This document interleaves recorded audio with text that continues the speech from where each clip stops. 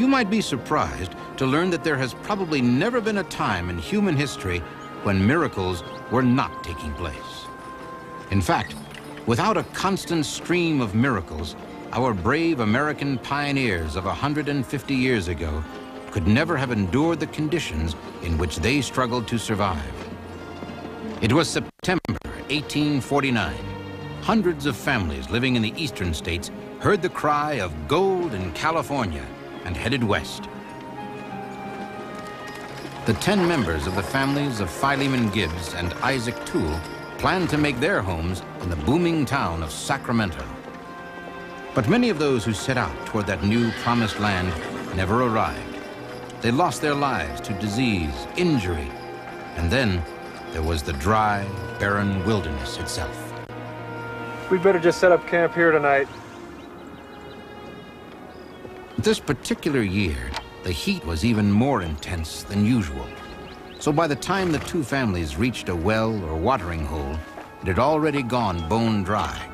Now the clear water that the two wagons carried was beginning to run dangerously short in the middle of the hottest place on the continent, Eastern California's Death Valley.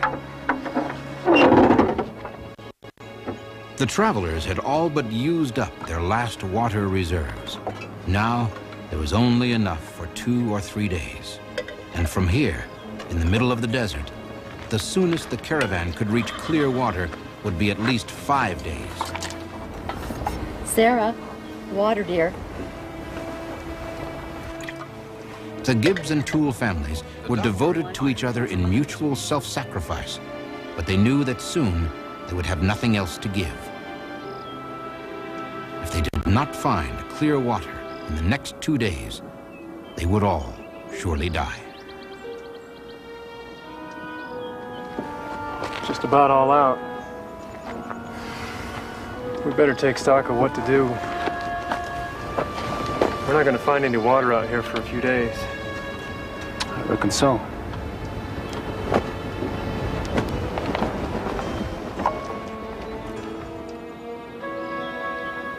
If my figures are right, we should be about 30 miles from Fort Mojave. Yeah? We'd all die of thirst before we got there. Well, then I suggest you and I take off by foot. We can make it there and back a lot faster. 30 miles in this heat?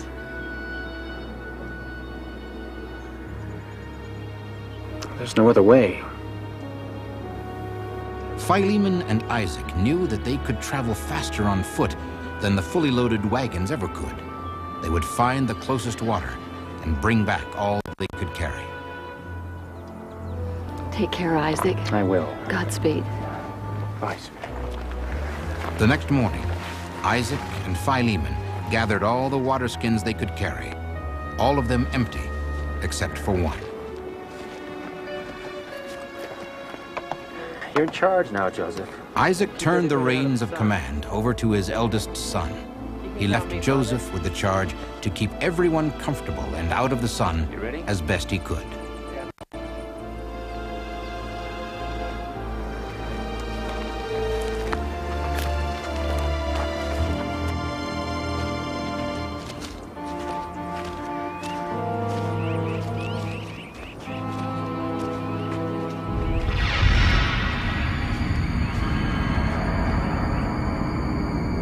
A temperature of 125 degrees is not unusual in Death Valley, but in this unusually hot year, the daytime high had frequently been over 134 degrees Fahrenheit.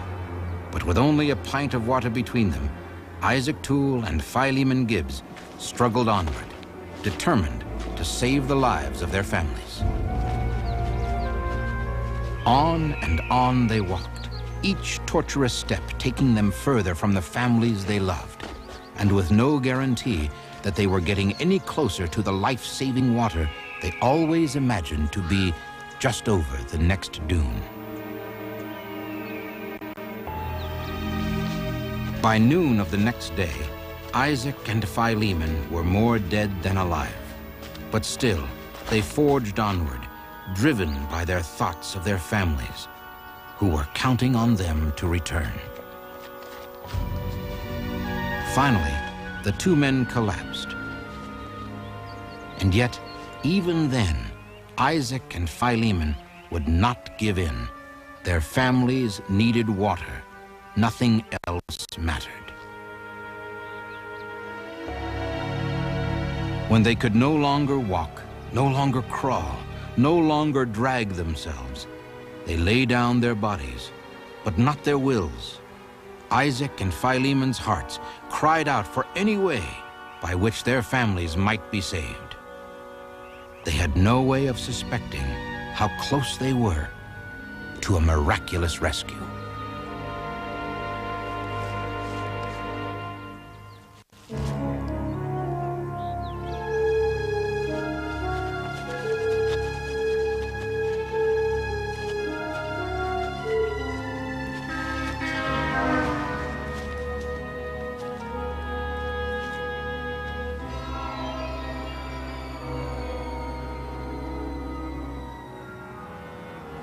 Strange as what they now saw was, Isaac and Philemon knew that at least there were other people at this place, people who might be willing to help them save their families.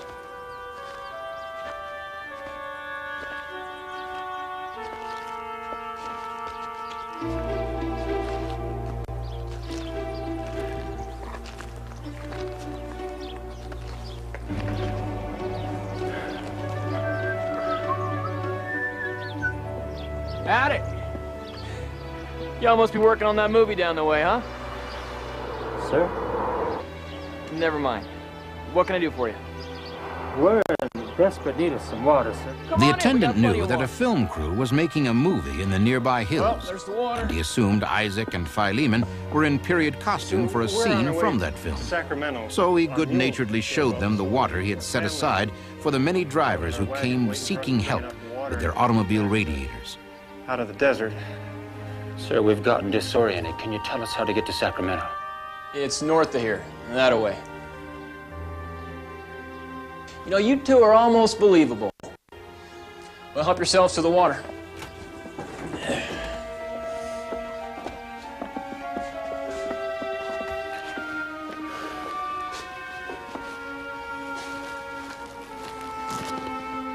It's like soft glass.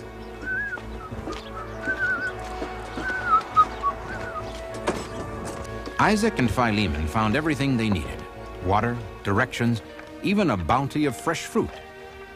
But they both knew that even with the two-day return journey that now lay ahead of them, every moment could count where their families were concerned. How are we gonna pay for this? We don't have any money.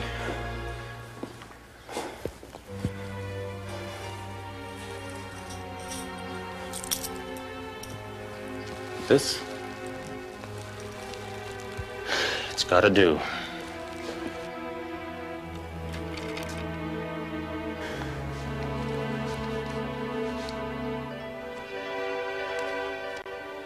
What do you suppose that is? Some sort of metal wagon.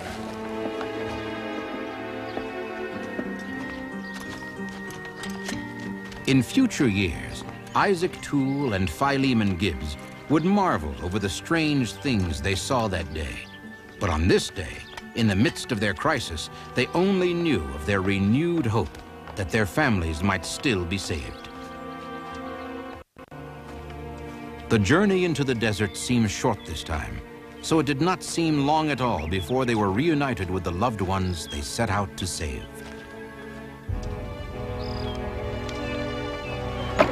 They're back! Hey, they're back! Everybody, they're back! Mama! Papa's home, they're back!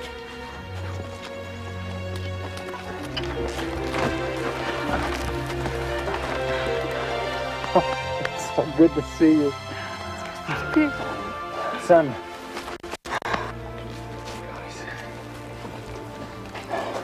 I've never seen it. Would it not be wonderful to now go to some warehouse or museum and find those covered wagons with the belongings of the Toole and Gibbs families? To see the modern plastic water jug tossed in with the wood and metal tools. Sadly, everything the two families brought out of the desert is now lost to the endless waters of time. Or at least, almost everything. In the year 1929, the first governor of Montana passed away after a valiant career of civic leadership. His name was Joseph K. Toole. Joseph received his first taste of leadership as a boy when he was left in charge of his family during their nearly disastrous crossing of the desert. It is rumored that for years Joseph Toole held as his prized possession a strange card bearing what was at the time an unexplainable picture. Nothing, it seems, is more powerful than love. For the Toole and Gibbs families, their deep love for each other was stronger than the burning sands or blazing sun, and even strong enough to overcome the relentless barriers of time itself.